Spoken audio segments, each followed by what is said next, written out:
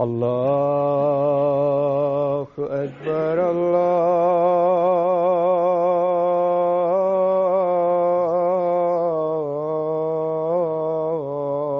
الله أكبر الله أكبر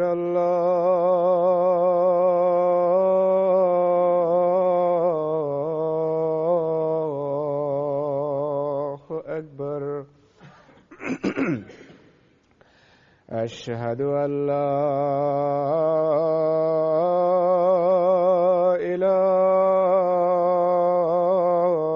إله إلا الله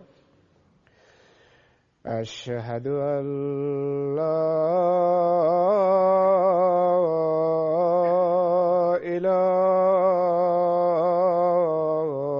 إله إلا الله أشهد أن محمدًا رسول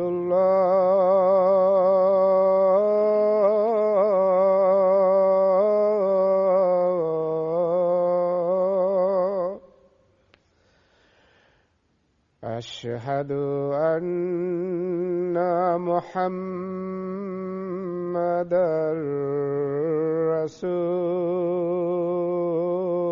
رسول الله حي على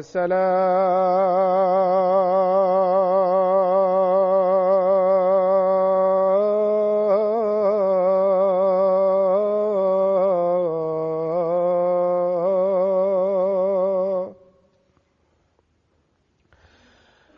حي على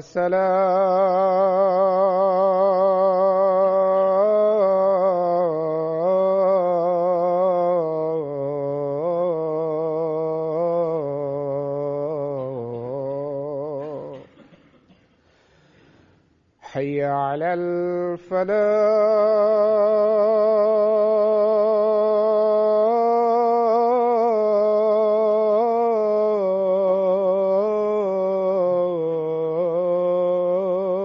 الفلاح حي على الفلاح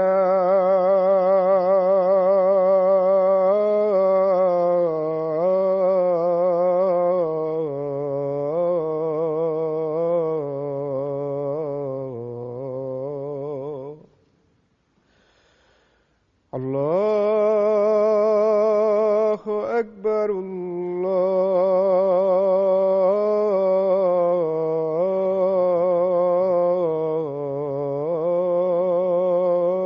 الله أكبر لا إله إلا الله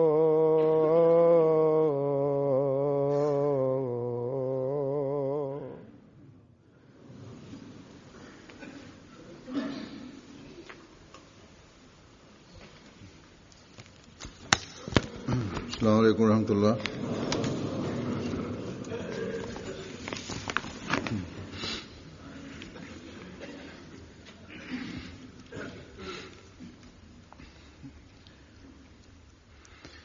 أشهد أن لا إله إلا الله وحده لا شريك له وأشهد أن محمدًا عبده ورسوله أما بعد فأعوذ بالله من الشيطان الرجيم بسم الله الرحمن الرحيم الحمد لله رب العالمين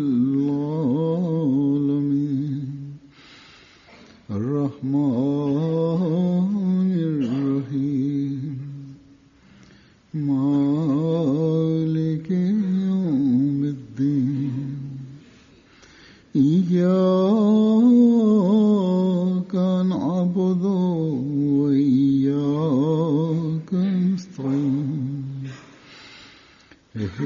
الصراط المستقيم صراط الذين أنعمت عليهم غير المغضوب عليهم ولا الضالين.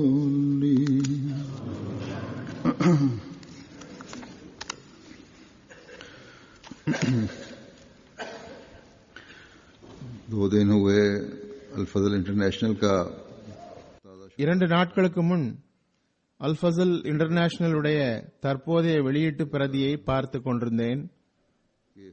அதில் ஹஜரத் முஸ்லிம் மவ்ஊத் ரஸியல்லாஹு அன்ஹு அவர்களுடைய சொற்பொழிவின் ஒரு பகுதி தரப்பட்டிருந்தது. அதில் அன்னார் 1936 கவனமூட்டியிருந்த விஷயங்கள் இருந்தன.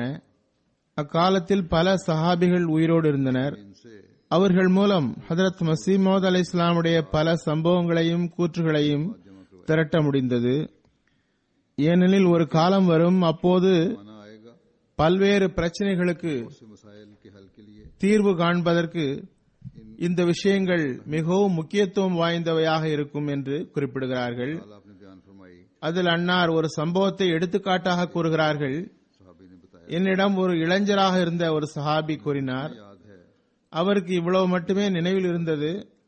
அவர் மிகவும் சிறுவராக இருந்தபோது ஹஜரத் மஸீஹ் மவ்ஊத் அலைஹிஸ்ஸலாமுடைய கரத்தை பற்றியிருந்தேன் என்று கூறுகிறார். சிறிது நேரம் அவர் ஹஜரத் மஸீஹ் மவ்ஊத் அலைஹிஸ்ஸலாமுடைய கையை பற்றியிருந்தார். அப்படியே நின்றார். சிறிது நேரத்திற்கு பிறகு அன்னார் தமது கரத்தை விடுவித்து கொண்டார்கள். வேறு ஏதோ பணியில் மூழ்கிவிட்டார்கள். இது ஒரு சிறு சம்பவம் தான். நான் சஹாபியாக இருந்தாலும் எனக்கு இவ்வளவு மட்டும்தான் நினைவில் இருக்கிறது என்று கூறுகிறார். ஆனால் அன்னார் கூறுகிறார்கள், இந்த அளவு விஷயங்களில் இருந்து பெரும் விளைவு வெளிப்படுகிறது. உதாரணமாக, ஒரு சிறு சம்பவத்திலிருந்து தெரிய வருவதாவது, பெரியோர்களின் சபைக்கு சிறுவர்களையும் அழைத்து வர வேண்டும்.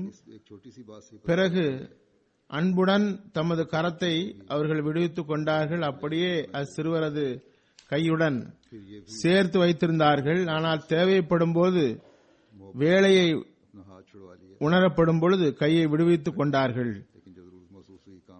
அன்னார் எழுதுகிறார்கள், அத்தகைய சம்பவங்கள் சில நேரங்களில் பின்னால் உருவாகிற பிரச்சனைகளுக்கு பதிலாக அமைந்து விடுகின்றன. இவ்வாறு ஒவ்வொரு சின்னஞ்சிறு விஷயத்தையும் ஹஜரத் மஸீஹ் மவ்ஊத் அலைஹிஸ்ஸலாமுடன் சம்பந்தப்பட்ட விஷயத்தையும் சஹாபாக்கள் விளக்கியுள்ளார்கள். அதில் ஒரு பாடம் உள்ளது. குழந்தைகளிடம் கூட கையை அன்புடன் பற்றியிருந்தார்கள், விட்டுவிடவில்லை. வேலை ஏற்படும் போது கையை விடுவிக்கவும் செய்தார்கள், அதுவும் அன்புடன் நேசத்துடன். அதனால் அந்த குழந்தையிடம் எந்த தீய தாக்கமும் ஏற்படாதவாறு செய்தார்கள். சஹாபாக்களின் சம்பவங்களை நான் முதலில் விளக்கி வந்துள்ளேன். ஹஜரத் முஸ்லிம் மவ்ஊத் ரஸியல்லாஹு அன்ஹு அவர்கள் தமது பாணியில் சில சம்பவங்களை கூறியதையும் பார்த்ததையும் விளக்கியுள்ளார்கள். அன்னாரது பல்வேறு சொற்பொழிவுகளில் அதனை விளக்கி வந்தார்கள். அவை அச்சில் வந்தும் உள்ளன. அவற்றில் பாடமும் உள்ளது, போதனைகளும் உள்ளன, வரலாறும் உள்ளது. ஹஜரத் மஸீஹ் மவ்ஊத் அலைஹிஸ்ஸலாமுடைய வாழ்க்கையின் பல அம்சங்களும் நம் கண்முன் வருகின்றன. நமது வாழ்வில் இவை அனைத்தும் நல்ல தாக்கத்தை ஏற்படுத்தவும் செய்கின்றன. அவை நமது வாழ்வை சீர்திருத்தக்கூடியவை. நமது வாழ்வை அர்ப்பணித்தவர்களுள் ஹபீபுர் ரஹ்மான் சாப் அவர்கள் இதுபோன்ற சம்பவங்களை பல்வேறு இடங்களில் இருந்து தொகுக்க முயற்சி செய்து கொண்டிருக்கிறார். நல்ல முயற்சி. ஆனால் சில சம்பவங்களை முன்பின் தொடர்ச்சி தெரியாமல் தெளிவாக புரியவும் முடியாது. அவற்றை ஒன்று திரட்ட சில வழிமுறைகளை மேற்கொள்ள வேண்டியிருக்கிறது. எவ்வாறு இருப்பினும் அந்நூல் தனியாக அச்சிடப்பட்டு வெளியிடப்படும் என்று எதிர்பார்க்கிறோம். அதற்கு ஒரு நல்ல வடிவம் தந்த பிறகு நமது நூல்களில் ஒரு நல்ல அதிகரிப்பாக அது இருக்கும் இன்ஷா அல்லாஹ். இப்போது இங்கு சில சம்பவங்களை நான் விளக்க எடுத்துள்ளேன். அவை ஹஜரத் கலீஃபத்துல் மஸீஹ் இரண்டாவது அவர்களுடன் தொடர்புடையவை. அல்லது நான் கூறியது போன்று அன்னார் தமது கண்ணோட்டத்தில் பிறரது சம்பவங்களை தனது பாணியில் விளக்கியது. அவற்றில் போதனைகளும் உள்ளன, சில விஷயங்களின் விளக்கங்களும் உள்ளன. இன்று அவற்றுள் சிலவற்றை நான் விளக்குவேன். ஆனால் அவை குறிப்பிட்ட தலைப்பின் கீழ் அன்று. பல்வேறு சம்பவங்கள் வருங்காலத்திலும் வாய்ப்பிற்கு ஏற்ப அவை விளக்கப்படும் இன்ஷா அல்லாஹ். ஹுத்பாவில் இதுபோன்ற சம்பவங்களை நான் விளக்க காரணம், MTA மூலம் ஜும்மா உரை எல்லாவற்றை விட மிக அதிகமாக கேட்கப்படுகிறது. அஹ்மதியா ஜமாத்தில் நான் ஏற்கனவே கூறியது போன்று சில விவகாரங்களுக்கு தீர்வு காண்பதில் இவற்றிற்கு பெரும் பங்கு உண்டு. எனவே இந்த சம்பவங்கள் ஒவ்வொரு அஹ்மதி வரையும் சென்று சேர்வது அவசியமாகும். ஹுத்பாவே அதற்கு மிகச்சிறந்த வழியாகும். ஹதரத் முஸ்லிம் மவ்ஊத் அறிவிக்கிறார்கள், ஒரு முறை ஒரு நாய் எங்கள் வீட்டு வாசலுக்கு வந்தது. நான் அங்கு நின்றேன். உள்ளே அறையில் ஹதரத் சாப் மட்டும், அதாவது ஹதரத் மஸீஹ் மவ்ஊத் அலைஹிஸ்ஸலாம் மட்டும் இருந்தார்கள். நான் அந்நாயை பார்த்து டிப்பு டிப்பு என்று அழைத்தேன். ஹதரத் சாப் மிகவும் கோபத்துடன் வெளியே வந்தார்கள். உனக்கு வெட்கமாக இல்லையா? ஆங்கிலேயர்கள் பகமையின் காரணத்தால் ஒரு உண்மையான முஸ்லிமின் பெயரை டிப்பு என்று ஒரு நாய்க்கு வைத்தார்கள். நீர் அதனை காப்பியடித்தவாறு நாயை டிப்பு என்று கூறுகிறீர். எச்சரிக்கை, இனி ஒருபோதும் அவ்வாறு செய்யக்கூடாது கூறுகிறார்கள். அப்போது எனது வயது 8-9 தான் இருக்கும்.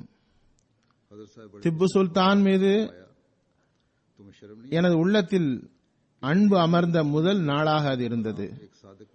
திப்பு சுல்தானின் தியாகம் வீணாகவில்லை. அல்லாஹ் தஆலா அவரது பெயருக்கு இவ்வளவு பரக்கத் வழங்கியுள்ளான்.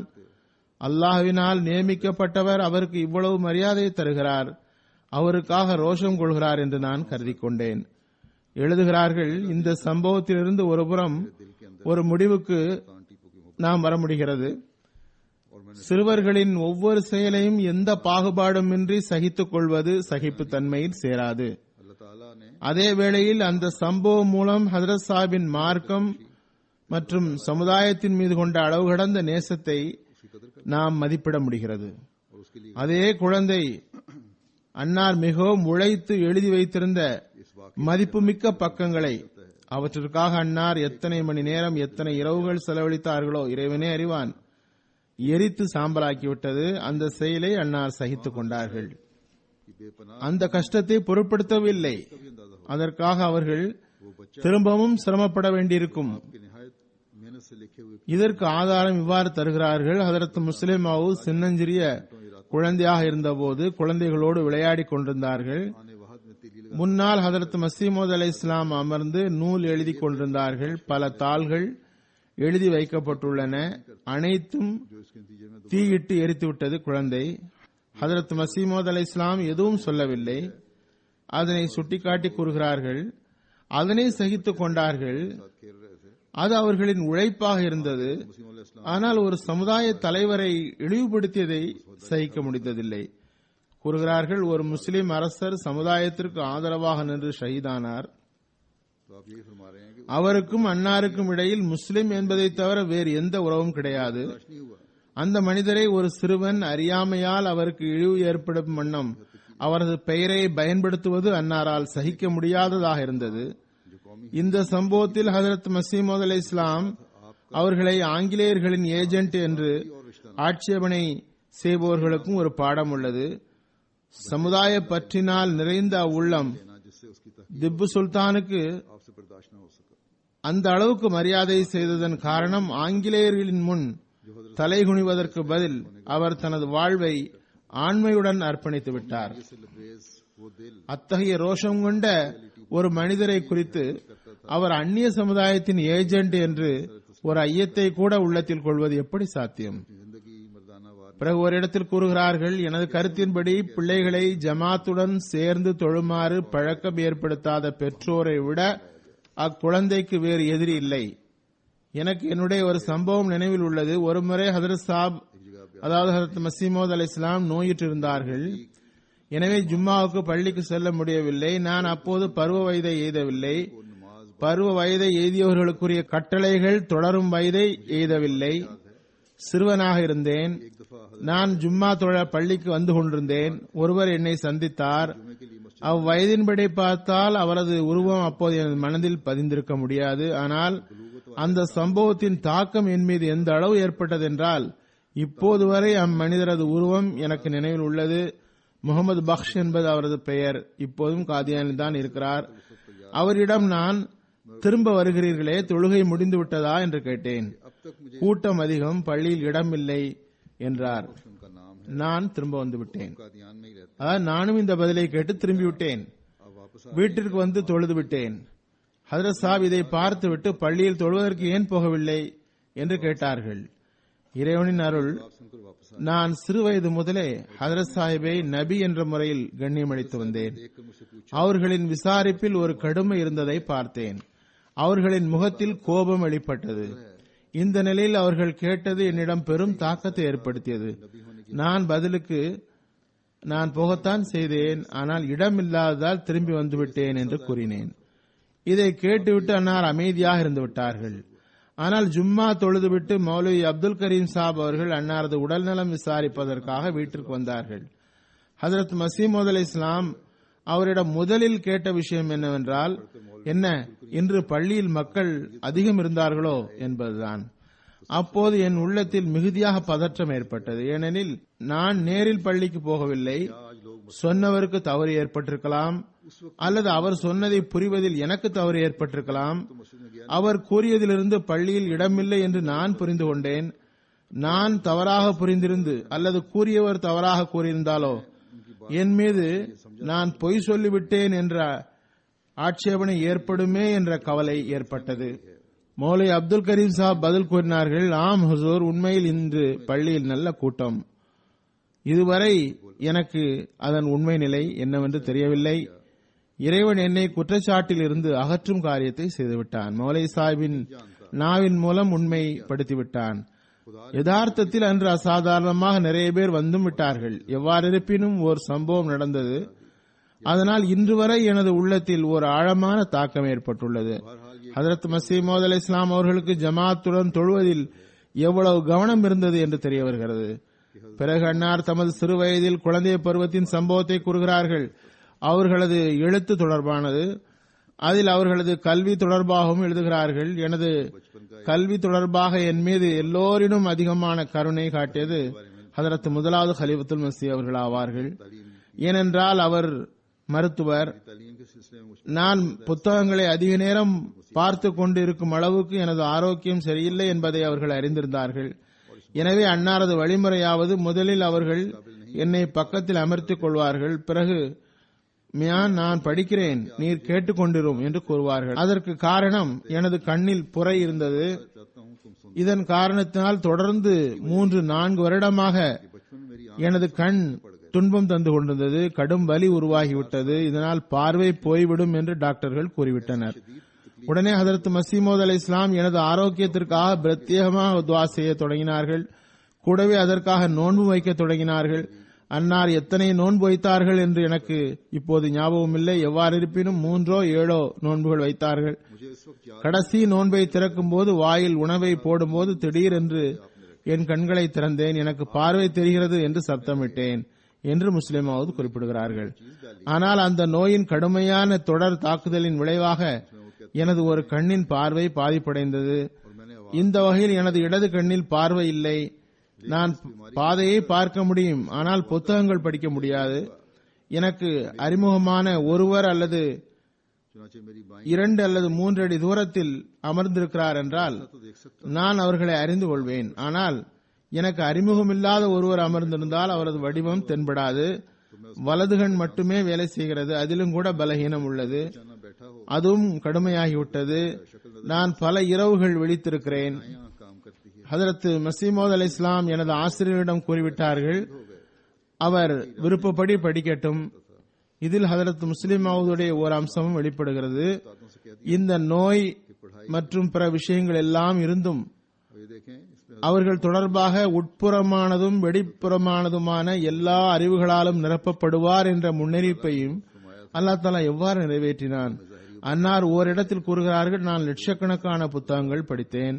மிக விரைவாக வாசிப்பவர்களாயிருந்தார்கள். எவ்வாறு இருப்பினும் ஹஜரத் மசீமோத் அலை இஸ்லாம் கூறுகிறார்கள், அவர் எவ்வளவு படிக்க விரும்புகிறாரோ படிக்கட்டும், படிக்காவிட்டால் கட்டாயப்படுத்த வேண்டாம். படிப்பின் சுமையை சுமப்பதற்கு அவரது ஆரோக்கியம் தகுதி வாய்ந்ததாக இல்லை. ஹதரத் மசீமோத் அலை இஸ்லாம் எவ்வாறு இருப்பினும் இதனையே கூறினார்கள். திருக்குர்ஆனின் மொழிபெயர்ப்பு, புகாரி ஹதீஸ் ஆகியவற்றை மௌலை சாஹிபிடம், அதாவது முதலாவது ஹலீஃபாவிடம் படியுங்கள் என்று மேலும் கூறினார்கள். சிறிது மருத்துவமும் படியுங்கள், அது நமது குடும்பத்திற்குரிய கலையாகும். கூறுகிறார்கள், மாஸ்டர் ஃபகீருல்லா சாஹிபுக்கு அல்லாஹ் இவ்வருடம் நம்மை மீண்டும் சந்திக்கும் வாய்ப்பை அவருக்கு தந்துள்ளான். சில காலம் நம்மை விட்டு பிரிந்து பையஸ் செய்யாதவர்களுடன் இருந்தார். கூறுகிறார்கள், அவர் நமது கணக்கு ஆசிரியராக இருந்தார்கள். சிறுவர்களுக்கு விளக்குவதற்காக போர்டில் கணக்கை போடுவார்கள். ஆனால் எனக்கு பார்வை குறைவின் காரணத்தினால் தெளிவாக போர்டு தெரியாது. போர்டு இருந்த தொலைவு வரை எனது கண் பார்வை செல்லவில்லை. பிறகு அதிக நேரம் போர்டை கூர்ந்து பார்க்கவும் முடியாது. அதனால் பார்வை களைப்படைந்து விடுகிறது. எனவே நான் வகுப்பில் அமர்வதை வீணானதாக கருதுவேன். எனவே உள்ளம் விரும்பும் போது அவ்வப்போது போவேன், அவ்வப்போது செல்வதில்லை. மாஸ்டர் ஃபகீருல்லா சாப் ஒருமுறை ஹதரத் மசீமோத் அலை இஸ்லாமிடம் சென்று என்னை பற்றி புகார் தெரிவித்தார். ஹுசூர், இவர் கொஞ்சம் கூட படிப்பதில்லை, சில வேளை பள்ளிக்கு வருகிறார், சில வேளை பள்ளிக்கூடத்திற்கு வருவதில்லை என்று. எனக்கு நினைவுள்ளது, ஹதரத் மசீமோத் அலை இஸ்லாம் அவர்களிடம் அவர் புகார் கூறிய போது நான் பயந்து ஒளிந்து கொண்டேன். ஹதரத் மசீமோத் அலை இஸ்லாம் எந்த அளவுக்கு கோபப்படுவார்களோ தெரியவில்லையே என்று.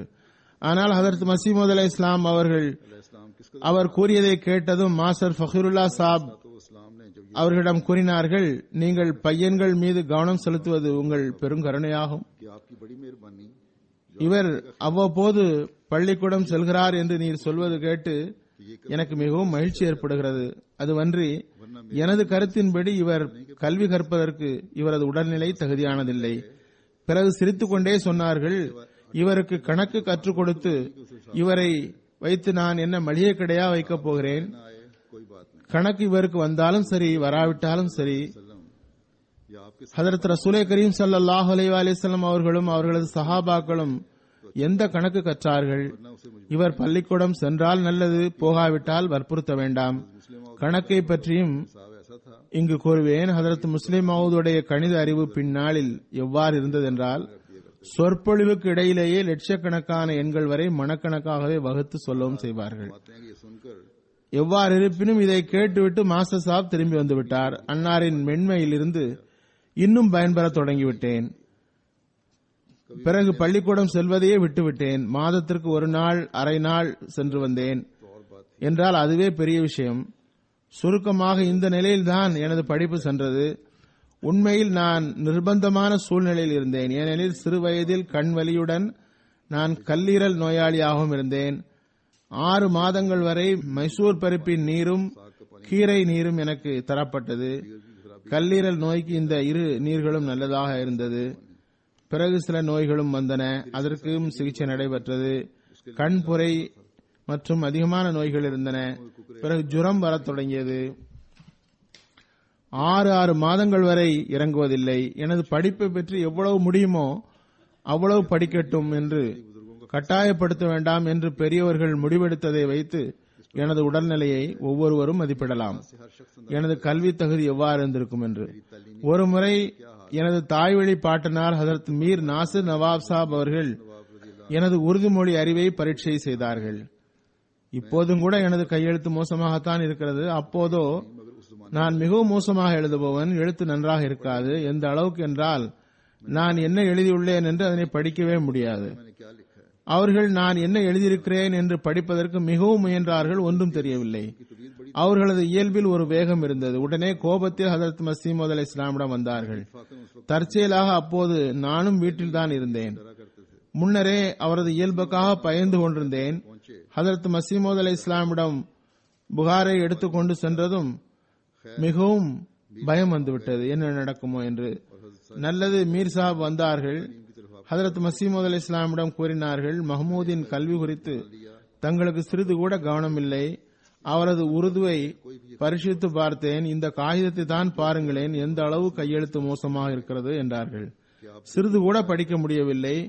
அதே வேகத்தில் அவர் ஹதரத் மசீமோத் அலை இஸ்லாமிடம் கூறினார், நீங்கள் கொஞ்சமும் பொருட்படுத்த மாட்டீர்களா? பையனின் வாழ்நாள் வீணாகிறது. மீர் சாஹிபை இவ்வளவு வேகத்தில் பார்த்தவுடன் ஹதரத் மசீமோத் அலை இஸ்லாம், மௌலை சாஹிபை கூப்பிடுங்கள் என்றார்கள். ஹதரத் மசீமோத் அலை இஸ்லாமுக்கு ஏதாவது சிக்கல் ஏற்பட்டால் உடனே ஹதரத் முதலாவது ஹலீஃபத்துல் மஸீஹை கூப்பிட்டு விடுவார்கள். ஹதரத் முதலாவது ஹலீஃபத்துல் மஸீஹ் அவர்களுக்கு என்னிடம் நல்ல பிரியம் இருந்தது. அன்னார் வந்து வழக்கம் போல் தலை குனிந்தவாறு ஒரு பக்கமாக நின்று விட்டார்கள். ஹதரத் மஸீமூத் அலை இஸ்லாம் முன் தலை உயர்த்தி பார்க்க மாட்டார்கள். ஹதரத் மஸீமூத் அலை இஸ்லாம் கூறினார்கள், மௌலை சாப், தங்களை நான் அழைத்த நோக்கமாவது மஹமூது எழுதியதை படிக்க முடியவில்லை என்று மீர் சாப் கூறுகிறார்கள். பரீட்சை வைத்து பார்க்க வேண்டும் என்று விரும்புகிறேன் என்றார்கள். இதனை கூறியவாறு ஹதரத் மஸீமூத் அலை இஸ்லாம் ஒரு பேனாவை எடுத்தார்கள். ஓரிரு வார்த்தைகளை கொண்ட ஒரு வாக்கியத்தை எழுதி என்னிடம் தந்தார்கள். இதனை அப்படியே எழுதும் என்றார்கள். இதுவே ஹதரத் மஸீமூத் அலை இஸ்லாம் எனக்கு வைத்த பரீட்சையாகும். நான் மிகவும் எச்சரிக்கையாக மிகவும் யோசித்து படித்து அதனை அப்படியே எழுதிவிட்டேன். முதலில் வாக்கியம் ஒன்றும் மிக நீளமானதல்ல. இரண்டாவது, நான் செய்ய வேண்டியதெல்லாம் அப்படியே பார்த்து எழுத வேண்டியதுதான். பார்த்து எழுதுவதில் இன்னும் எழுதுவேறு, அசல் வாக்கியம் முன்னால் இருக்கிறது. நான் மெதுமெதுவாக பார்த்து எழுதினேன். அலிஃப் பாவை கவனமாக எழுதினேன். ஹதரத் மஸீமூத் அலை இஸ்லாம் அதனை பார்த்துவிட்டு கூறினார்கள், மீர் சாப் கூறியதை கேட்டு எனக்கு பெரும் கவலையாகிவிட்டது. ஆனால் இவர் எழுத்து எனது எழுத்தை ஒத்திருக்கிறது. ஹதரத் முதலாவது ஹலீஃபத்துல் மஸீஹ் முதலிலேயே எனக்கு ஆதரவாக பேசுவதற்கு காத்திருந்தார்கள். எனவே ஹுசூர், மீர் சாபுக்கு திடீரென்று வேகம் வந்துவிட்டது, எழுத்தெல்லாம் நன்றாகத்தான் இருக்கிறது என்றார்கள். ஹதரத் மஸீமூத் அலை இஸ்லாமுடைய வஃபாத்திற்கு பிறகு ஹதரத் முதல் ஹலீஃபா என்னிடம் கூறினார்கள், மியா, என்னிடம் முதலில் புகாரியை முழுமையாக படியுங்கள். ஹதரத் மஸீமூத் அலை இஸ்லாம் என்னிடம் மௌலை சாஹிபிடமும் குர்ஆனும் புகாரியும் படியுங்கள் என்று சொல்லியிருக்கிறார்கள் என்று முதலிலேயே நான் அவர்களிடம் கூறியிருந்தேன். இந்த வகையில் நான் ஹதரத் மஸீமூத் அலை இஸ்லாம் வாழ்ந்த காலத்திலேயே நான் முதலாவது ஹலீஃபாவிடம் குர்ஆனும் புகாரியும் படிக்க தொடர்ந்திருந்தேன். என்றாலும் இடையில் விட்டுவிட்டுதான் படிக்க முடிந்தது. அதுபோன்று மருத்துவமும் அன்னாரிடம் படிக்க தொடங்கியிருந்தேன். பிறகு தஸ்ஹீஸ் அல் அஸ்ஹான் என்ற பத்திரிகையை தொடங்கியதும் அது சம்பந்தமாக முதல் ஹலீஃபாவுடைய பரிமாற்றம் எவ்வாறு இருந்தது, அவர்கள் என்னை எப்படி பார்க்க விரும்பினார்கள் என்பது பற்றி ஹதரத் முஸ்லிம் மவுத் எழுதுகிறார்கள். நான் எனது சில நண்பர்களுடன் சேர்ந்து தஸ்ஹீஸ் அல் அஸ்ஹான் பத்திரிகையை ஆரம்பித்து சில காலம் ஆகியிருந்தது.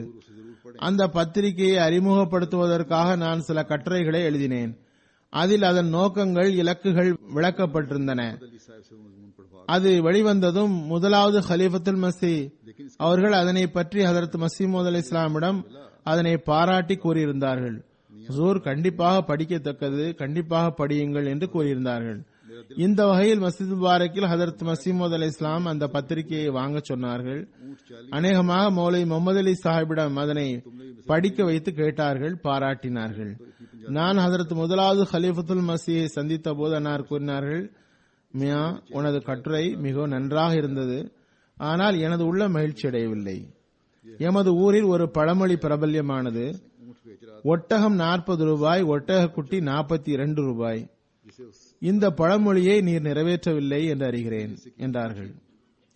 இதன் பொருள் புரியும் அளவுக்கு எனக்கு பஞ்சாபி தெரியாதிருந்தது. எனது முகத்தில் வியப்பின் குறிகண்டு அன்னார் கூறினார்கள், ஒருவேளை நான் கூறியதன் பொருள் உமக்கு புரியவில்லை போலும். நமது வட்டாரத்தில் ஒரு சொல் வழக்கு உண்டு. ஒருவர் ஒட்டகத்தை விற்று கொண்டிருந்தார். ஒட்டகத்துடன் கூடவே ஒட்டக குட்டியும் இருந்தது. அந்த பகுதியில் அதனை டோட்டா என்று கூறுவர். ஒருவர் விலை கேட்டபோது ஒட்டகம் 40 ரூபாய், ஒட்டக குட்டி 42 ரூபாய் என்றார்.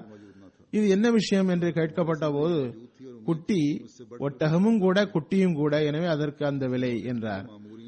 இவ்வாறு ஹதரத் ஹலீஃபத்துல் மஸீஹ் அவ்வல் அவர்கள் ஹதரத் இரண்டாவது ஹலீஃபத்துல் மஸீஹை பார்த்து கூறினார்கள், உங்களுக்கு முன்பால் ஹதரத் மஸீமூத் அலை இஸ்லாமுடைய நூலான பராஹின் அஹ்மதியா உள்ளது. அன்னார் அதனை எழுதும் போது அவர்களுக்கு முன்பாக எந்த இஸ்லாமிய நூல்களும் இல்லை. ஆனால் உங்களுக்கு முன்னால் அதுவும் இருக்கிறது. நீங்கள் அதனையும் படித்து அதைவிட நிறைய விஷயங்களை கொண்டு வருவீர்கள் என்று எதிர்பார்க்கப்படுகிறது. முஸ்லிம் மவுத் எழுதுகிறார்கள், அந்த மறைமுகமான கருவூலத்திலிருந்து சிறிது சிறிதாக வெளியே கொண்டு வந்து அவற்றை எடுத்து கூறுவதை தவிர இறைவனால் நியமிக்கப்பட்டவரை விட அதிகமாக ஒருவர் வேறு என்ன இல்மை கொண்டு வர முடியும்? ஹதரத் முதலாவது ஹலீஃபத்துல் மஸீஹ் கூறியதன் பொருளாவது, பின்னால் வரக்கூடிய சந்ததிகளின் பணி கடந்த காலத்தின் அந்த அடித்தளத்தை உயர்த்த வேண்டும். அதனை வருங்கால சந்ததிகள் கவனத்தில் கொண்டால் அவர்கள் சுயமேயும் பரக்கத்துகளை பெற முடியும். சமுதாயத்தின் பரக்கத்திற்கும் அவர்கள் காரணமாக அமைய முடியும். ஆனால் நமது முன்னோர்களை விட முந்தும் முயற்சியை நல்ல விஷயங்களில் செய்ய வேண்டும். திருடனின் பிள்ளை திருட்டை கற்றுக்கொள்வதை போன்றல்ல. தொழுகையாளரின் குழந்தைகள் தந்தையை விட அதிகமாக தொழுகையாளியாக வேண்டும். திருக்குர்ஆனின் மகத்துவம் குறித்து ஒரு இடத்தில் கூறுகிறார்கள், எனக்கு எனது சிறு வயது அறியாமை நினைவில் உள்ளது. நான் சிறு பையனாக இருந்தேன். ஹதரத் மஸீஹ் மவ்ஊத் அலைஹிஸ்ஸலாமுடைய சபைக்கு சில எதிரிகள் வருவர். அன்னார் மீது ஆட்சேபனை செய்வர். ஹதரத் மஸீஹ் மவ்ஊத் அலைஹிஸ்ஸலாம் மிகவும் பணிவுடன் பதில் பேசுவதால் சில வேளை எனக்கு ஐயம் எழும். ஒருவேளை இவர்களின் சாதுரியமான பேச்சுக்கு முன்பால் ஹதரத் மஸீஹ் மவ்ஊத் அலைஹிஸ்ஸலாம் போட்டியிட முடியாதோ என்று. ஆனால் எதிரிகள் எதிர்ப்பில் முன்னேறும் போது ஏதோ வானத்தின் ஆற்றல் அவர்களின் மீது ஆதிக்கம் செலுத்துவது போன்று தென்படும். எத்தகைய மகிமையுடன் பதில் தருவார்கள் என்றால் சபையில் முழுமையான அமைதி தென்படும். சில அறிவற்றவர் எவராவது திருக்குர்ஆனின் மீது ஆட்சேபனை செய்தால் அடங்கு, இல்லை என்றால் உமது ஈமான் அழிந்து போய்விடும் என்று இவர்கள் கூறுகிறார்கள்.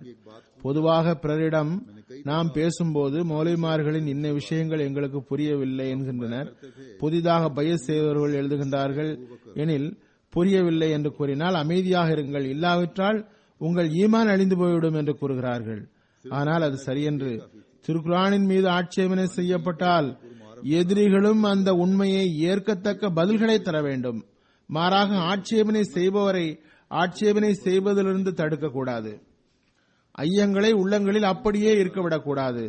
எனக்கு ஹதரத் மஸீஹ் மவ்ஊத் அலைஹிஸ்ஸலாமுடைய ஒரு விஷயம் நன்றாக நினைவில் உள்ளது. பலமுறை அவர்கள் வாயிலிருந்து எனது காதால் கேட்டுள்ளேன். அன்னார் கூறி வந்தார்கள், உலகில் எல்லோரும் ஹதரத் அபூபக்கர் ரலியல்லாஹு அன்ஹு போன்று ஆகிவிட்டால் இத்துணை பெரிய திருக்குர்ஆனுக்கு தேவையில்லை.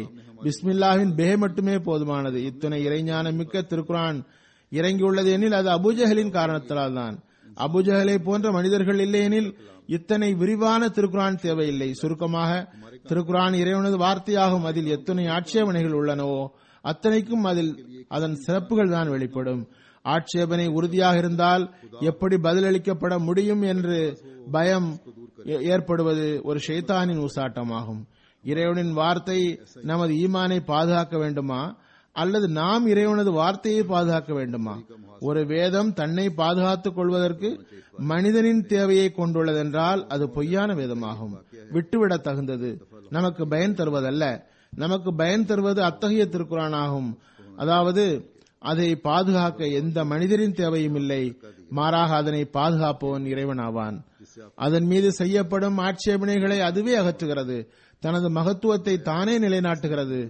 நமது திருக்குர்ஆன் அத்தகையதாகும். பிறகு மனதின் பலகீனத்தை எவ்வாறு கணக்கிட வேண்டும் அது பற்றி கூறுகிறார்கள். எவ்வாறு மனிதன் தன்னை கட்டுப்படுத்த வேண்டும் என்று கூறுகிறார்கள். ஹதரத் மஸீஹ் மவ்ஊத் அலைஹிஸ்ஸலாமுடைய ஒரு சம்பவம். அன்னார் லாகூரில் ஒரு தெருவில் சென்று கொண்டிருந்தார்கள். ஒருவர் அன்னாரை தள்ளிவிட்டார். அவர்கள் விழுந்து விட்டார்கள். இதனால் அன்னாருடன் வந்தவர் வெகுண்டார். அவரை அடிக்கும் அளவுக்கு வந்துவிட்டார். அன்னார் கூறினார்கள், இம்மனிதர் உண்மைக்கு ஆதரவாக அவ்வாறு செய்துள்ளார், அவரை ஒன்றும் சொல்லாதீர்கள். நபிமார்கள் தமது நப்சின் கேள்விகளின் அடிப்படையில் பேசுவதில்லை, மாறாக இறைவனின் கண்ணியத்தை நிலைநாட்டுவதற்காக பேசுகின்றனர். அல்லாஹ்வின் நபி சாதாரண மக்கள் செய்வதை போன்றே செய்வார்கள் என்று கருதக்கூடாது. அவர்களுக்கும் சாதாரண மக்களுக்கும் பெரும் வித்தியாசம் உள்ளது. நபிமார்கள் இறைவனுக்காக செய்கின்றனர், சாதாரண மக்கள் தமக்காக செய்கின்றனர். பிறகு கூறுகிறார்கள், ஹதரத் மஸீஹ் மவ்ஊத் அலைஹிஸ்ஸலாம் ஹதரத் முஆவியாவுடைய தொழுகை குறித்த சம்பவத்தை கூறுவார்கள். அவர்களுக்கு ஒருமுறை ஃபஜ்ர் தொழுகை கஸாவாகிவிட்டது. ஆனால் இத்தவறினால் அன்னார் கீழே இறங்கவில்லை, மாறாக முன்னேறினார்கள். ஒருவர் பாவத்தை உணர்ந்தால் பாவத்திலிருந்து தப்பிக்கிறார். பாவத்தின் உணர்வே இல்லையெனில் மனிதன் பாவத்தினால் பீடிக்கப்பட்டு விடுகின்றான். ஆகவே ஒரு மோமீன் இஹ்தின ஸிராத்தல் முஸ்தகீமின் மீது கவனம் செலுத்த வேண்டும். ஆபத்திலிருந்து தான் பாதுகாப்பாக இல்லை என்பதை உணர வேண்டும். இறைவனது குரல் மனிதனுக்கு அதனை கூறாதவரை அவன் பாதுகாப்பில் இல்லை. எனவே மனிதன் தனது நப்சின் பலகீனத்தை கணக்கெடுக்க வேண்டும். அத்தகைய மனிதனுக்காக ஆன்மீக வழிகள் திறக்கப்படுகின்றன. அவ்வாறு செய்யாதவரின் ஆன்மீக வழி அடைக்கப்பட்டு விடுகின்றது. பிறகு அத்தகைய மனிதர் வழிகட்டு போய்விடுகின்றார். ஜமாத்திற்கு எதிர்ப்பு வருகிறது, நபிக்கும் வருகிறது. அதுவே முன்னேற்றத்திற்கு காரணமாகவும் அமைகிறது. இது சம்பந்தமாக எழுதுகிறார்கள், ஹதரத் மஸீஹ் மவ்ஊத் அலைஹிஸ்ஸலாம் இடம் பல முறை நான் இந்த சம்பவத்தை கேட்டுள்ளேன். அன்னார் கூறி வந்தார்கள், எதிரிகள் நம்மை ஏசுகிறார்கள், எதிர்க்கிறார்கள். அவர்களுள் நற்பேறு பெற்ற ஆன்மாக்கள் நம்மிடம் வரும் என்று நாம் எதிர்பார்க்கிறோம். நம்மை மக்கள் எதுவும் ஏசவும் இல்லை, எதிர்க்கவும் இல்லை, முற்றிலும் அமைதியாகிவிட்டார்கள் என்றால் அது நமக்கு கஷ்டத்திற்குரிய ஒன்றாகும். ஹதரத் மசீமது அலைஹிஸ்ஸலாம் எப்போதும் கூறி வந்தார்கள், நபிமார்கள் ஒரு மூதாட்டியை போன்றவர்கள். அம்மூதாட்டியை பற்றி அவளுக்கு சிறிது பைத்தியமும் இருந்தது என்று பிரபல்யமானது. அந்த ஊரின் சிறுவர்கள் எப்போதும் அவளை சீண்டிக் கொண்டே இருப்பார்கள். அம்மூதாட்டி அவர்களை திரும்ப ஏசவும் அவர்களின் கேட்டிற்காக துவாவும் செய்வாள். கடைசியில் பிள்ளைகளின் பெற்றோர் ஒரு ஆலோசனை செய்தார்கள், பிள்ளைகளை தடுக்க வேண்டும், பிள்ளைகளை அம்மூதாட்டிக்கு தொந்தரவு தர விடக்கூடாது என்று. இவ்வாறு அவர்கள் பிள்ளைகளுக்கு புரிய வைத்தார்கள். ஆனால் சிறுவர்கள் தான், அவர்கள் எப்போது அதிலிருந்து விலகுவார்கள். எனவே பெற்றோரின் தீர்மானம் ஒன்றும் நடக்கவில்லை. இறுதியில் பிள்ளைகளை வெளியில் விடக்கூடாது, வாசல் கதவை அடைத்து விட வேண்டும் என்று முடிவெடுத்தனர். அவ்வாறே செய்தனர். 2-3 நாட்கள் பிள்ளைகளை வீட்டிற்கு வெளியில் வரவிடவில்லை. பிள்ளைகள் தனக்கு தொந்தரவு தருவதில்லை என்று கண்ட மூதாட்டி வீட்டுக்கு வீடு சென்று, உங்கள் பையன் எங்கே போய்விட்டான், அவனை பாம்பு கொட்டி விட்டதா, அவன் கொள்ளை நோயில் மரணித்து போய்விட்டானா, அவன் மீது கூரை இடிந்து விழுந்து விட்டதா, அவன் மீது இடி விழுந்து விட்டதா, இவ்வாறு ஒவ்வொரு வாசலுக்கும் சென்று ஒவ்வொரு விதமாக பேசினாள். இறுதியில் மக்கள் பார்த்தனர், இந்த கிழவி முன்னரை விட அதிகமாக ஏசத் தொடங்கிவிட்டாள். எனவே பிள்ளைகளை அடைத்து வைத்து என்ன பயன் என்று நினைத்து பிள்ளைகளை விட்டுவிட்டார்கள். அன்னார் கூறி வந்தார்கள், இதுதான் நபிமார்களின் நிலையும். எதிர்ப்பு வலுக்கும் பொழுது அப்போதும் கஷ்டம் ஏற்படுகிறது. எதிரிகள் மௌனமாக இருந்தால் அப்போதும் அவர்களுக்கு கஷ்டமே ஏற்படுகிறது. ஏனெனில் எதிர்ப்பு இல்லையெனில் இறை இயக்கங்களின் பக்கம் மக்கள் கவனம் திரும்ப முடியாது. நபிமார்களின் தரப்பிலிருந்து ஏச்சுக்கள் வருவதில்லை, என் நிலையிலும் துவாவே வெளிவருகிறது. ஆனால் எதிர்ப்பு வலுவடையும் பொழுது எதிரிகளுக்காக துவா செய்கிறார்கள். அதன் மூலம் நல்ல ஆன்மாக்கள் உண்மையை ஏற்க வேண்டும் என்பதற்காக. பிறகு எதிர்ப்புகள் முன்னேற்றத்திற்கு காரணமாக ஆகும் என்பது பற்றி அன்னார் கூறுகிறார்கள். ஹதரத் மசீமோத் அலைஹிஸ்ஸலாமிடம் ஒரு மௌலவி வந்தார். அவர் கவிஞரும் கூட, புகழ்பெற்ற இலக்கியவாதி ஆவார். ராம்பூர் நவாப் சாப் உருது மரபு தொடர்புகளுக்கு அகராதி எழுதுவதற்காக அவரை நியமித்திருந்தார்கள். அவர் கூறினார், ராம்பூர் நவாப் சாஹிபிடம் ஒரு புகழ்பெற்ற கவிஞரான மின்ஷாயி அவர்களின் தாள்கள் இருந்தன. அவர் உருதுக்கு பெரிய அகராதி எழுதியுள்ளார்.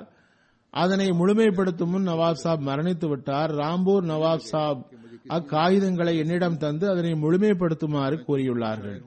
ஹதரத் மசீமது அலைஹிஸ்ஸலாம் கேட்டார்கள், ராம்பூரில் நமக்கு பெரும் எதிர்ப்பு உள்ளது, தாங்கள் அங்கு வாழ்பவர், உங்களுக்கு பைஅத் செய்வதற்கு எப்படி கவனம் திரும்பியது என்று கேட்டார்கள்.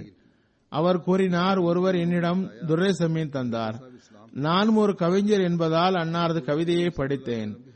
அதனால் பெரும் தாக்கத்திற்கு ஆளானேன். அதில் ரசூலின் மீது பேரன்பு நிறைந்திருந்தது.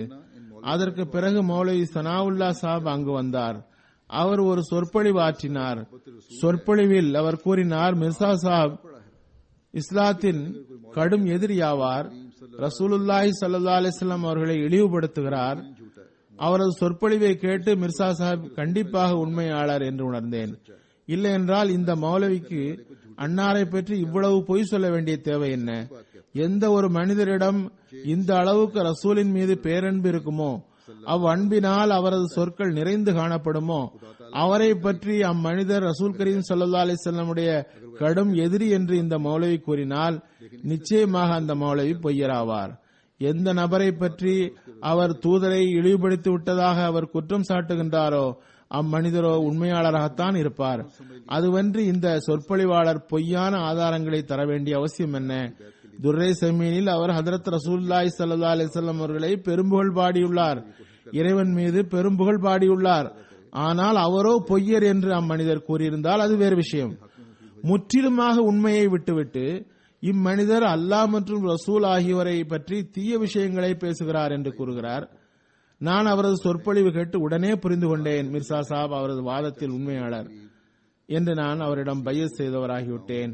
உண்மை என்னவென்றால் எதிரிகள் பெரும்பாலும் மூமீன்களுக்கு எதிராக மக்களிடம் ஆவேசத்தை ஏற்படுத்த வேண்டும் என்று விரும்புகின்றனர்.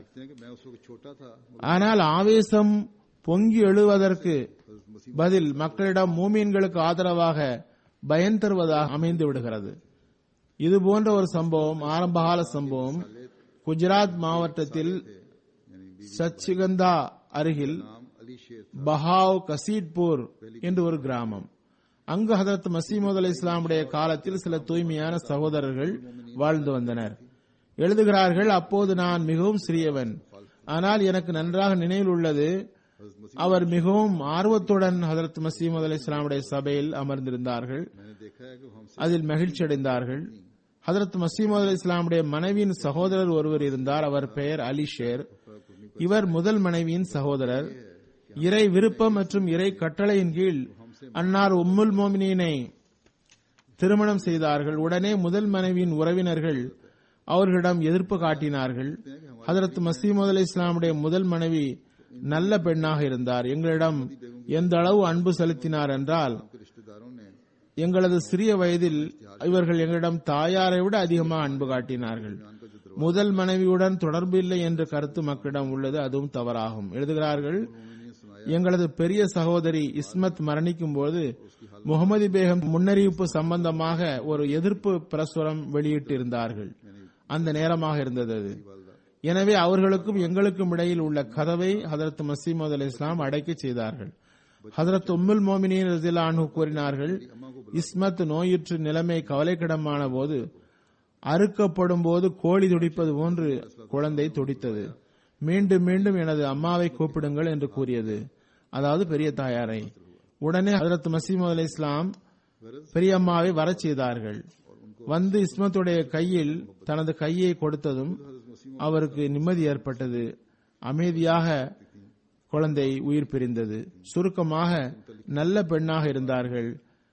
தனது சக கிழத்தியின் குழந்தைகள் மீது அதிகமான அன்பு இருந்தது. ஹதரத் மசீமது அலை இஸ்லாம் மீது பெரும் அன்பு கொண்டிருந்தார்கள். அன்னாரை கண்ணியம் செய்தார்கள். அன்னாரை பற்றி எவரும் தீய வார்த்தையை அவர்களிடமிருந்து கேட்க முடிந்ததில்லை. ஆனால் அவரது சகோதரரோ காழ்ப்புணர்ச்சி உடையவராக இருந்தார். வரக்கூடிய அகமதிகளை குழப்பி வந்தார். நான் அவரது சகோதரர், அவரது உறவினர். நான் நன்றாக அறிவேன், இவர் ஒரு கடை திறந்துள்ளார், வேறு ஒன்றும் இல்லை. ஹதரத் மசீமது அலை இஸ்லாமை பற்றி கூறுகிறார், அவர் ஒரு கடை திறந்துள்ளார், வேறொன்றும் இல்லை என்று.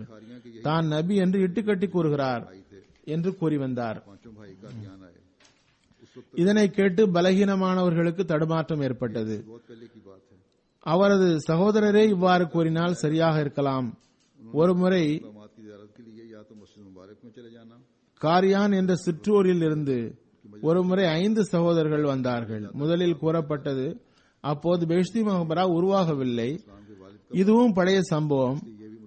அப்போது மக்கள் காதியான் வரும்போது பரக்கத்துக்குரிய இடங்களுக்கு செல்ல விரும்பினால் மஸ்ஜித் முபாரக் அல்லது ஹதரத் முதல் ஹலிஃபத்துல் மசீஹுடைய சபை அல்லது ஹதரத் மசீமது அலை இஸ்லாமுடைய தந்தையாரின் தோட்டத்திற்கு செல்வது, அதுவும் பரக்கத்திற்குரியது என்பதனால் செல்வார்கள் ஆகியவை அங்கு இருந்தன. அத்தோட்டத்திற்கு செல்லும் வழியில் முஹல்லா தாருஸ்வஃபா இருந்தது. அந்த முஹல்லா உருவாகும் முன் அந்த இடம் அலி ஷேர் இடம் இருந்தது.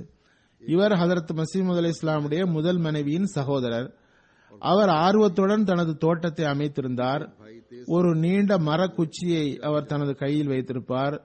தாடியும் பெரிதாக இருக்கும். ஆனால் இயக்கத்திற்கு கடும் எதிரியாக இருந்தார். ஓர் அகமதி கிடைத்தால் அவரை குழப்பலாம் என்று எப்போதும் யோசித்துக் கொண்டே இருப்பார்.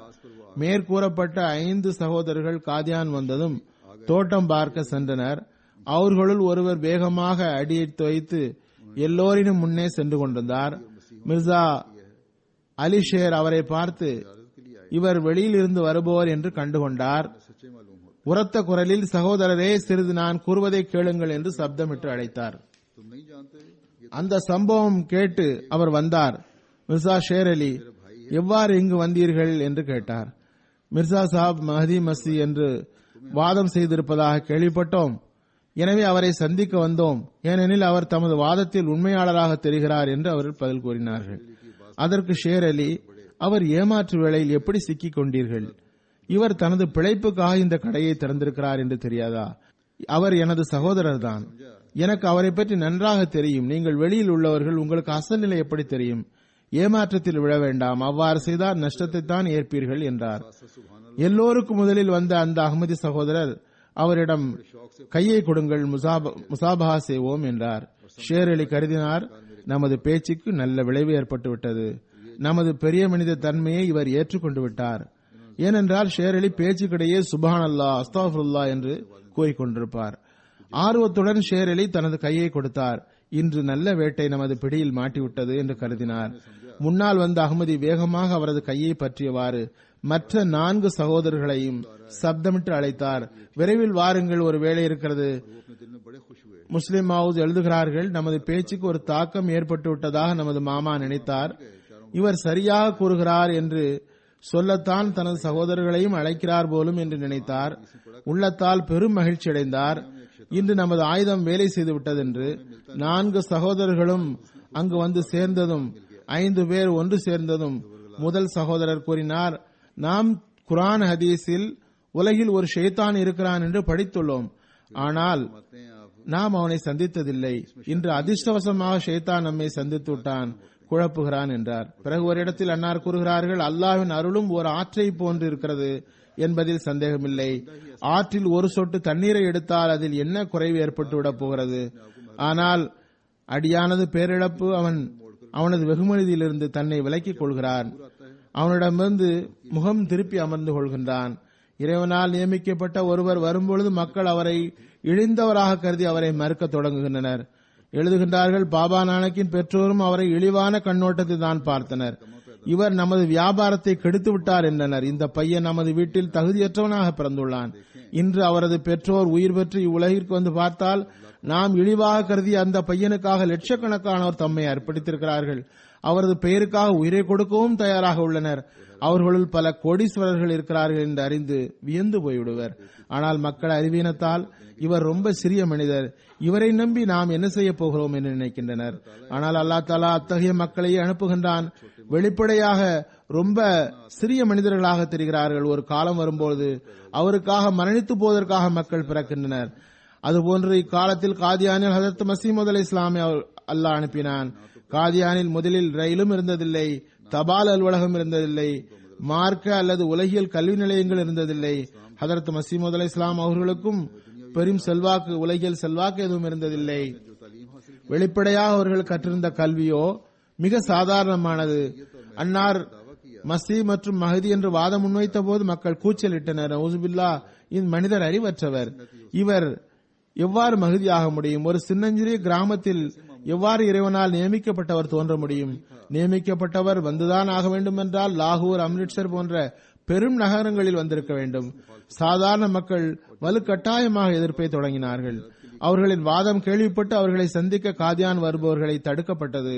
நிற்காதவருக்கு விதவிதமான கஷ்டங்கள் தரப்பட்டன, விதவிதமான கஷ்டங்கள், தொல்லைகள் கொடுக்கப்பட்டன.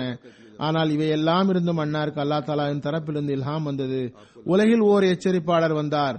உலகம் அவரை ஏற்கவில்லை, ஆனால் இறைவன் அவரை ஏற்பான். வல்லமை மிக்க தாக்குதல்கள் மூலம் அவரது உண்மையை வெளிப்படுத்துமான். அன்னாரை ஒருவரும் ஏற்காத நிலையில் அல்லாஹ் தஆலா உடமிருந்து இல்ஹாம் இறங்கியிருந்தது. அவர்களை ஒருவரும் ஏற்கவில்லை. அந்நிலையில் அல்லாஹ்விடமிருந்து இறை அறிவிப்பு வந்தது, நான் உமது பிரச்சாரத்தை பூமியின் எல்லை வரை எட்ட வைப்பேன். அக்காலத்தில் எதிர்ப்பின் நிலை எவ்வாறு இருந்தது என்றால், ஹஜரத் மஸீஹ் அலைஹிஸ்ஸலாமுடைய ஒரு பணியாள் பீரா என்ற பெயர் பெற்றவர் மிகவும் முட்டாளாக இருந்தார். குழம்பில் மண்ணெண்ணெயை ஊற்றி குடித்து விடுவார். ஹஜரத் மஸீஹ் அலைஹிஸ்ஸலாம் அவ்வப்போது சிறு வேலைகளுக்காக பட்டாலாவுக்கு அனுப்புவார்கள். ஒருமுறை பட்டாலா அனுப்பப்பட்டார். அங்கு முகமது ஹுசைன் பட்டாலவியை சந்தித்தார். அவர் அஹ்லே ஹதீஸினுடைய லீடர் என்று ஏற்றுக்கொள்ளப்பட்டிருந்தார். முகமது ஹுசைன் பட்டாலவி பெரும் மௌலவியாக கருதப்பட்டார். அவரது பணியுமே இதுதான். காதியான் செல்லும் பொருட்டு எவராவது பட்டாலா வந்தால் அவரை சந்தித்து கூறுவார், அம்மனிதர் ஒரு கடை திறந்துள்ளார், அவர் பொய்யர், காதியான் போய் என்ன செய்ய போகிறீர்கள்? அதனையும் மீறி மக்கள் காதியான் வந்தனர். மௌலவி சாப் தடுப்பதை கண்டு நிற்பதில்லை. அன்று மௌலவி சாபுக்கு வேறு ஆள் கிடைக்கவில்லை, பீரா தான் கிடைத்தார். பீராவை பார்த்து கூறினார், பீரா, நீர் அம்மனிதர் அருகில் இருக்கக்கூடாது. ஏன் நீர் உமது ஈமானை வீணாக்கிக் கொள்கிறீர்? அவர் அப்பாவி. இது மாதிரி பேச்சுகள் அவருக்கு புரியவும் செய்யாது. மிர்சா சாபுக்கு அருகில் இருப்பது சரியில்லை என்று இம்மனிதர் கூறுகிறார் என்ற அளவுக்கு மட்டும் புரிந்தார். மௌலவி சாப் எல்லாம் கூறி முடிந்ததும் இவர் கூறினார், மௌலவி சாப், நான் முற்றிலும் அறிவற்றவன். இது மாதிரி பேச்சுகளை என்னால் புரிய முடியாது. ஆனால் ஒன்று புரிகிறேன், மிர்சா சாப் கெட்டவர் என்று கூறுகிறீர்கள் என்ற அளவுக்கு புரிகிறது. ஆனால் ஒரு விஷயம் எனக்கு தென்படுகிறது, நீங்கள் ஒவ்வொரு நாளும் பட்டாலாவில் சுற்றி சுற்றி வந்து எவரும் காதியானுக்கு போகாதீர்கள் என்று சொல்லிக் கொண்டுதான் திரிகிறீர்கள். பிற பகுதியில் இருந்து வருபவர்களை தடுக்கவும் செய்கிறீர்கள், குழப்புகிறீர்கள். ஆனால் தெளிவாக தென்படுகிறது, இறைவன் அவருடன் தான் இருக்கிறான், உம்முடன் இல்லை. ஏனென்றால் உங்களது எல்லா முயற்சிக்கு பிறகும் மக்கள் நூற்றுக்கணக்கில் நடந்தே காதியானுக்கு போகின்றார்கள், ஆனால் உங்களிடம் எவரும் வருவதில்லை. ஆகவே அல்லாஹ் தஆலாவுடைய இவ்வகை அடியார்கள் ஆரம்பத்தில் சிறியவர்களாகவே தென்படுகின்றனர். உலகின் வெளிப்படையான கண்கள் மூலம் அவர்களை பார்க்கிற மக்கள் அவர்களை இழிவாக கருதுகின்றனர். அவ்வாறுதான் ஹதரத் மஸீஹ் அலைஹிஸ்ஸலாம் உணரப்பட்டார்கள். ஆனால் அல்லாஹ்வின் அருளால் ஹதரத் முஸ்லிம் மவ்ஊத் ரலியல்லாஹு அன்ஹு கூறுகிறார்கள், நமது ஜமாத் உலகில் மூலை முடுக்குகளில் எல்லாம் பரவிவிட்டது. இப்போது அதிகம் பரவிவிட்டது. ஹதரத் மஸீஹ் அலைஹிஸ்ஸலாம் அவர்களின் வாழ்நாளில் இறுதி ஆண்டு மாநாட்டில் 700 பேர் கலந்து கொண்டனர். முஸ்லிம் மவ்ஊத் ஜும்மாவில் குறிப்பிடுகிறார்கள், மஸ்ஜித் அக்ஸாவில் அப்போது 4000 பேரை விட அதிகம் கலந்து கொண்டார்கள். இப்போது இந்த மஸ்ஜிதில் கூட 5000-6000 பேர் அமர்ந்து ஹுத்பா கேட்டுக் கொண்டிருப்பார்கள். ஆனால் கூறுகிறார்கள், ஹதரத் மஸீஹ் அலைஹிஸ்ஸலாம் அக்காலத்தில் இந்தியாவின் எல்லா சமுதாயங்களுக்கும் அவர்களுக்கு எதிராக கூச்சலிட்ட நிலையில் கடும் எதிர்ப்பு காட்டின. ஆனால் எல்லா எதிர்ப்புகளும் இருந்தும் நமது இயக்கம் இந்தியாவிலும் வளர்ந்தது, வெளிநாடுகளிலும் நமது ஜமாத் நிலைநாட்டப்பட்டது. இந்த வகையில் நமது பிரச்சார நிலையங்கள் உலகில் எல்லா இடங்களிலும் பணி செய்கின்றன. இங்கிலாந்து, அமெரிக்கா, ஆப்பிரிக்கா, சீனா, ஜப்பான், ஜாவா, சுமத்ரா, ஐரோப்பாவின் எல்லா நாடுகளிலும் நமது பிரச்சார நிலையங்கள் நிறுவப்பட்டுள்ளன. தப்லீக் பணி நடக்கிறது. ஆப்பிரிக்காவில் ஹபஷிகள் கல்வி பெறுகிறார்கள். ஆப்பிரிக்கா, ஐரோப்பா போன்ற நாடுகளில் இணை வைத்தவர்கள் கூட்டம் கூட்டமாக இஸ்லாத்தில் நுழைகின்றனர். காரணம், இறைவன் நமது உள்ளத்தில் தன்னால் நியமிக்கப்பட்டவர் மூலம் புதிய ஈமான் உருவாக்கிவிட்டான். அதிலிருந்து பிறர் விலக்கப்பட்டுள்ளனர். பிறகு கூறுகிறார்கள், நமது ஜமாத்தின் கண்ணியத்திற்குரிய பெருமகனார் அப்துல் லத்தீப் சாப் ஷஹீத் ஹதரத் மஸீஹ் அலைஹிஸ்ஸலாமுடைய வாதத்தை கேட்டு வந்தார்கள். ஹஜ்ஜுக்காக வீட்டிலிருந்து புறப்பட்டவர்கள் ஹதரத் மஸீஹ் அலைஹிஸ்ஸலாமுடைய வாதம் கேட்டு காதியான் வந்தார்கள், பையத் செய்தார்கள். பையத் செய்த பிறகு வீட்டிற்கு திரும்பிச் சென்றார்கள். ஆப்கானிஸ்தானில் மன்னர் அவர்களுக்கு மரண தண்டனை வழங்கினார். அவர் ஹதரத் மஸீஹ் அலைஹிஸ்ஸலாம்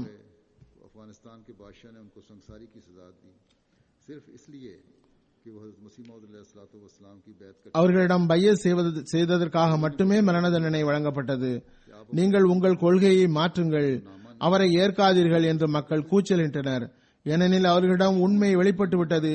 இறுதியில் அரசர் அன்னார் பூமியில் புதைத்து கல்லெறிந்து மரண தண்டனை நிறைவேற்றுமாறு தண்டனை அளித்தார்.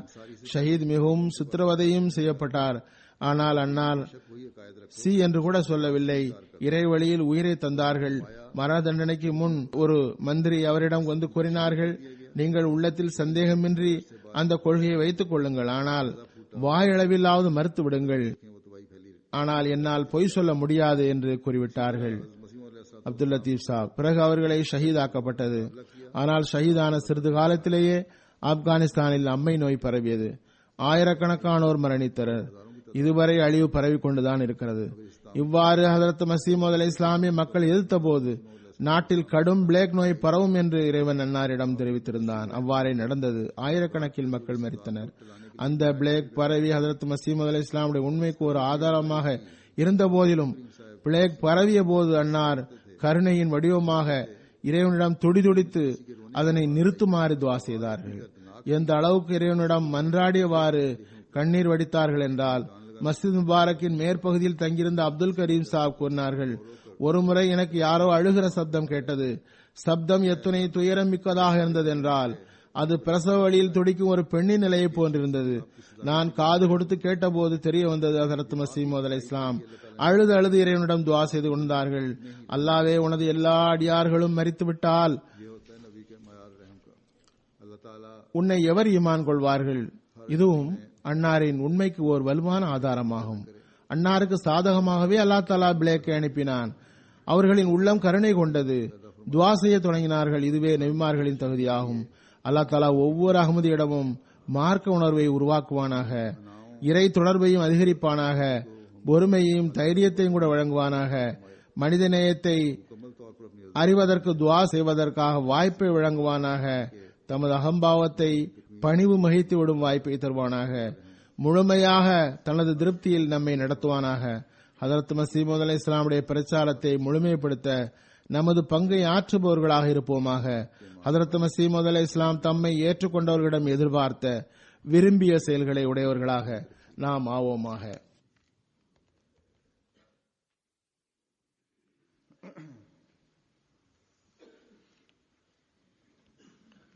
الحمد لله نحمده ونستعينه ونستغفره ونؤمن به ونتوكل عليه ونعوذ بالله من شرور أنفسنا ومن سيئات أعمالنا من يهده الله فلا مضل له ومن يضلل فلا هادي له ونشهد أن لا إله إلا الله ونشهد أن محمدا عبده ورسوله عباد الله رحمكم الله إن الله يأمر بالعدل والإحسان وإيتاء ذي القربى وينهى عن الفحشاء والمنكر والبغي يعظكم لعلكم تذكرون اذكروا الله يذكركم وادعوه يستجب لكم ولذكر الله أكبر.